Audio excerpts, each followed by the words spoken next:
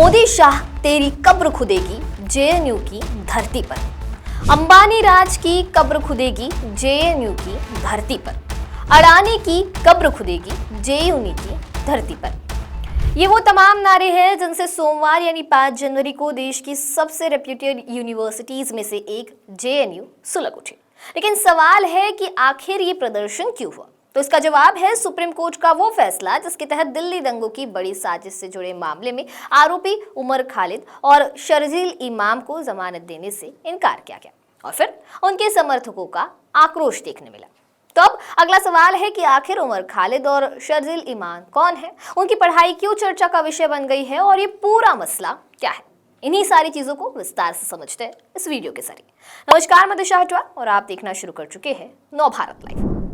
जवाहरलाल नेहरू विश्वविद्यालय एक बार फिर सुलग उठा। सोमवार यानी 5 जनवरी की रात जेएनयू में एक बार फिर से कैंपस में फिर वही पुराना आक्रोश और तल्खी देखने को मिली। साबरमती हॉस्टल के बाहर भारी हंगामा हुआ। जेएनयू छात्र संघ और वामपंथी संगठनों ने प्रशासन और सरकार के खिलाफ सीधा मोर्चा खोल दिया।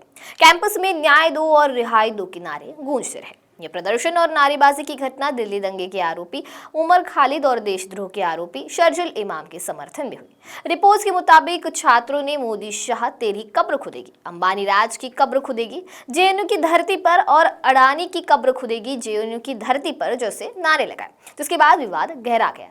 हालांकि यह पहली दफा नहीं है कि जेएनयू में प्रदर्शन हुआ है। इससे पहले भी देश के सबसे प्रतिष्ठित विश्वविद्यालयों में शुमार जेएनयू पिछले कुछ सालों से लगातार विवादों में घिरा रहा है। रिपोर्ट्स के मुताबिक विवादित नारेबाजी और प्रदर्शन रात के समय साबरमती हॉस्टल के बाहर हुआ। प्रदर्शन के दौरान वामपंथी छात्रों ने सुप्रीम कोर्ट के फैसले के खिलाफ भी नारेबाजी की। सुप्रीम कोर्ट ने उमर खालिद और शर्जील इमाम की जमानत याचिका खारिज कर दी थी, जिसके विरोध में प्रोटेस्ट हुआ। इस पूरे विवाद की जड़ ठीक 6 साल पहले हुई उस घटना से जुड़ी है जिससे सिर्फ दिल्ली ही नहीं बल्कि पूरा देश सहम गया। 5 जनवरी 2020 की वो खौफनाक रात कोई नहीं भूला है, जब नकाबपोश गुंडों ने लाठी डंडों से छात्रों और शिक्षकों को बुरी तरह पीटा था। इस मामले में कोर्ट ने हाल ही में पूर्व जेएनयू छात्र उमर खालिद और शर्जील इमाम को जमानत की याचिका खारिज कर दी। कौन है उमर खालिद? उमर खालिद एक छात्र नेता के रूप में पहचाने जाते रहे। वह जवाहरलाल नेहरू विश्वविद्यालय यानी जेएनयू से जुड़े रहे। उमर खालिद जेएनयू में रिसर्च स्कॉलर थे और डेमोक्रेटिक स्टूडेंट्स यूनियन से भी जुड़े रहे। इससे पहले उनका नाम जेएनयू देशद्रोह मामले में भी सामने आ चुका है। दिल्ली दंगा केस में पुलिस का आरोप है कि उमर खालिद ने हिंसा से पहले भड़काऊ भाषण दिए और साजिश का हिस्सा रहे। इन्हीं आरोपों के चलते उनकी जमानत याचिका खारिज कर दी गई। कोर्ट का मानना है कि इस मामले में अभी गहन जांच और सुनवाई की जरूरत है। वहीं उमर खालिद की पढ़ाई के बारे में बात करें तो उमर पढ़ाई में अच्छे माने जाते रहे। उमर ने इतिहास में उच्च शिक्षा हासिल की है। जेएनयू में रहते हुए वह छात्र राजनीति में काफी सक्रिय हुए।